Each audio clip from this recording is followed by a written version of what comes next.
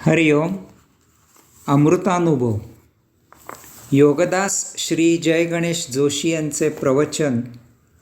अध्याय 7. अज्ञानखंडन. ओवी क्रमांक 182. बहु ये हे त्रिपुटी सहजे हो तया राहटी, प्रतिक्षणी कायठी करीतसे. अर्थात सृष्टी अवलोकनार्थ अनेक त्रिपुट्या निर्माण होतात. त्यांचे कार्य सहजच होत असते. त्यांचे निराळे असे स्मरण ते कशाला हवे? आपण भाड्याच्या गाडीने, बसमधून, रेल्वेने, विमानाने प्रवास करतो. त्यावेळी त्या वाहनांचे चालक, वाहक तसेच सहप्रवासी आपण लक्षात ठेवतो का? परंतु ते असतात नक्की. आपण नित्यदिनी अनेकविध कामांकरिता घराबाहेर जातो, समाजात मिसळतो. त्यावेळी रस्त्यात, दुकानात, बाजारात, निरनिराळ्या कचेरीत इत्यादी ठिकाणी आपल्याला अनेक लोक दिसतात, भेटतात. तथापि आपण ते लक्षात ठेवतो का? परंतु ते असतात नक्की. इतकेच काय तर बालपणीचे मित्र, शिकत असताना भेटलेले मित्र, नोकरी धंद्यात काम करताना भेटलेले सहकारी, अनेक ठिकाणी राहत असताना तेथील शेजारी पाजारी, 2-3 पिढ्यांनंतरचे नातलग, हेही काही कालावधीनंतर आपल्या संपर्कात राहत नाहीत. तथापि हे सर्व आपल्याला भेटले होते हे नक्की. अशा प्रकारे आयुष्य जगताना, जीवन रहाटी सुरू असताना आपल्याला अनेक जणांचा सहवास घडतो. आपलाही त्यांना सहवास घडतो.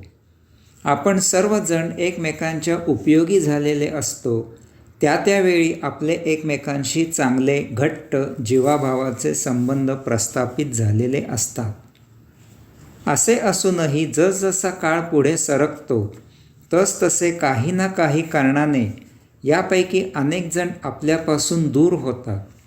नित्य भेटीगाठी होणारे आपण नैमित्तिक गाठीभेटी घेऊ लागतो. यथाकाळी तेही होत नाही. हळूहळू सर्व विस्मृतीत जाते. त्या काळाला अनुसरून शेवटच्या दिवसात त्यावेळी जवळ असतात तेवढेच जवळ राहतात. माऊली म्हणतात की हे सर्व सहजच होत असते. हे कोणी मुद्दाम करत नाही. जीवन जगताना हे होणे अपरिहार्य असते आणि ते तसे घडतेही. याचा आपल्याला स्वीकार करावाच लागतो. हे असे होणे आपल्या मुक्तीच्या यात्रेकरिता उपयुक्तही असते. कारण या आपोआप सहजच झालेल्या ताटातुटीमुळे अनेक स्मृती कायमकरिता नष्ट होतात. त्यायोगे त्यांचे संचित भोग नष्ट होतात. त्यांचा पुढील जन्मी मागमूसही शिल्लक राहत नाही. आपली मुक्तीच्या मार्गाने झपाट्याने प्रगती होते. परंतु मन महाचलाख असते. ते सांगते की अमुक साली असलेले शाळा कॉलेजातील सर्व एकत्र जमो, तमुक आडनाव असलेले सर्व एकत्र जमो, अमुक तमुक एकत्र जमो, गतस्मृतींना उजाळा द्या, धमाल करा, खूप मजा येईल. हा सर्व भौतिकाचा, अमुक्त राहण्याचा खेळ आहे हे लक्षात येत नाही. माऊली सांगतात की वैश्विक व्यवस्था लावताना आत्मपरब्रह्मामधून अनेक त्रिपुट्या निर्माण होतात आणि नष्ट होतात आणि पुन्हा नव्या स्वरूपात निर्माण होतात. हे असे सुरूच राहते. हे सर्व नैसर्गिकपणे सहजच सुरू असते. त्यांची नोंद कशासाठी ठेवायची? त्यांची स्मृती कशासाठी ठेवायची? त्यांचे संचित कशासाठी होऊ द्यायचे? त्यावेळी ती त्रिपुटी निर्माण झाली, त्याचा आस्वाद घेतला, लीला अनुभवली, विषय समाप्त झाला. त्याच्या स्मृतीचे उमाळे कशाला हवेत आणि कोणाला हवे आहेत? आपल्याला तर त्याचा काहीही उपयोग नाही. हे सर्व त्या मनाला हवे आहे. त्याला सर्वाची स्मृती जतन करून ठेवायची आहे. म्हणजे देह त्याग करताना ती स्मृती अंशात्म्याला लटकेल. ती पंचाक्षरी अक्षय होईल आणि जन्ममरणाचे फेरे अव्याहत सुरू राहतील.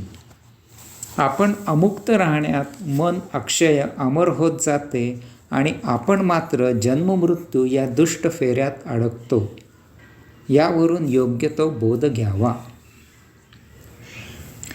ओवी क्रमांक 183.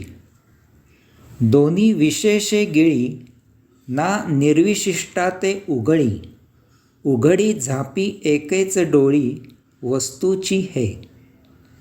अर्थात दृश्य आणि दर्शन असे दोन्ही गिळून झाल्यावर येथे द्रष्टा म्हणजे आत्मपरब्रह्म जसे डोळ्यांनी उघडझाप केल्यावर होते तसे निर्विशेष होऊ देत नाही.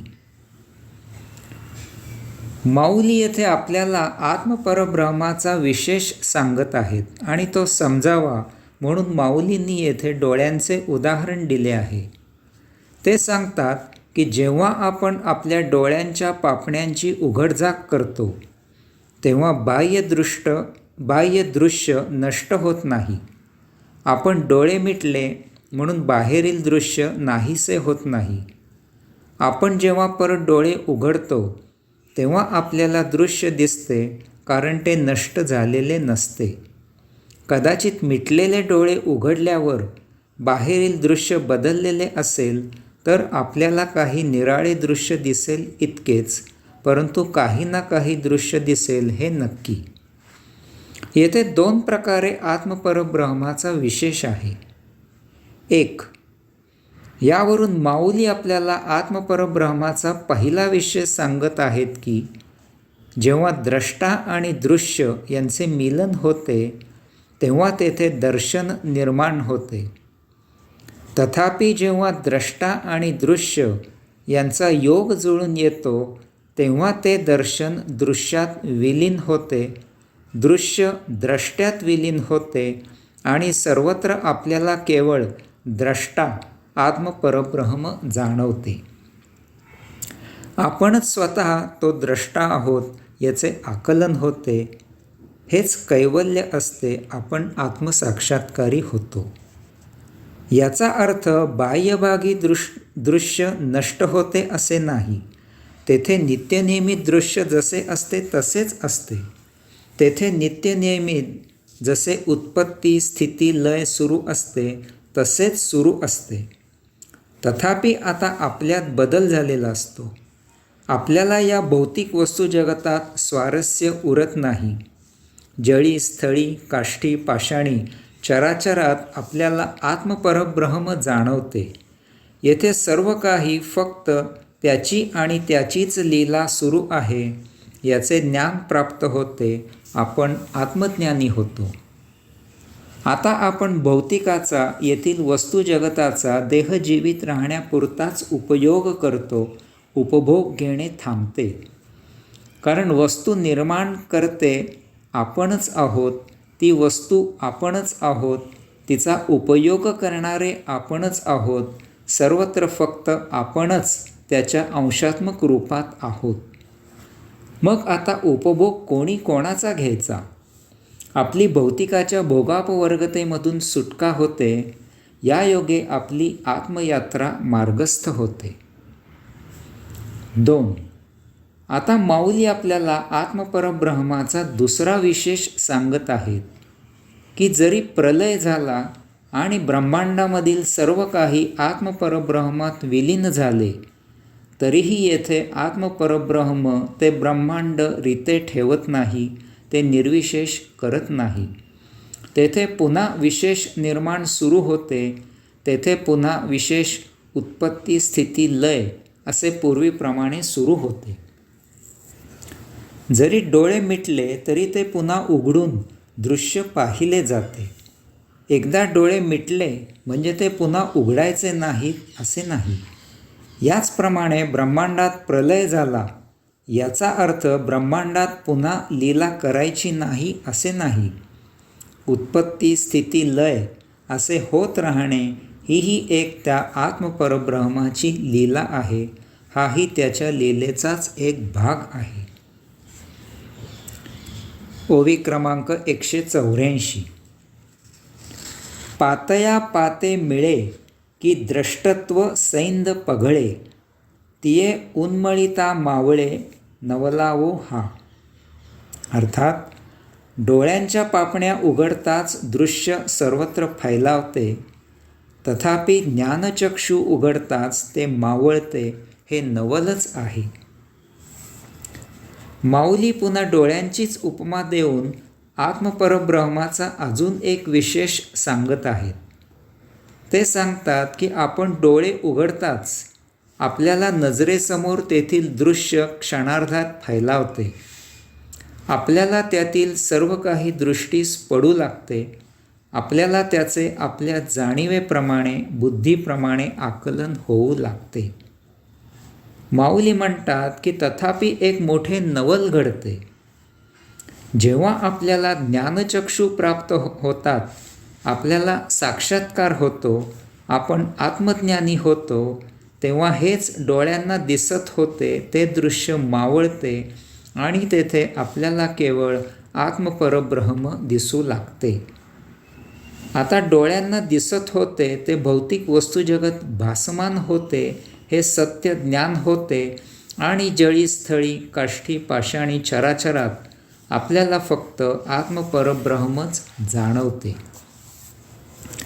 आपण गीतेची संथा देणाऱ्यांकडून गीता पाठ करतो.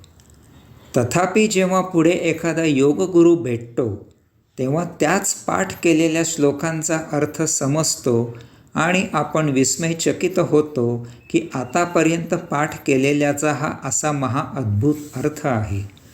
इतके दिवस आपण नुसतीच घोकंपट्टी केली. तसेच येथे होते. इतके दिवस या भौतिक वस्तुजगताच्या भोगापवर्गतेच्या कच्छपी लागलो, तथापि यात काहीही तथ्य नाही. याचा फक्त आणि केवळ देह जीवित ठेवणे इतकाच उपयोग आहे. यात काहीही उपभोग घेण्यासारखे नाही. आत्तापर्यंत हे सर्व भासमान होत होते. आता याचा सत्य अर्थ उमजला. आता तरी माझे ज्ञानचक्षु उघडले, हे माझे परमभाग्य आहे. येथे जीवनाचा सत्य अर्थ उमजतो. हरिओम.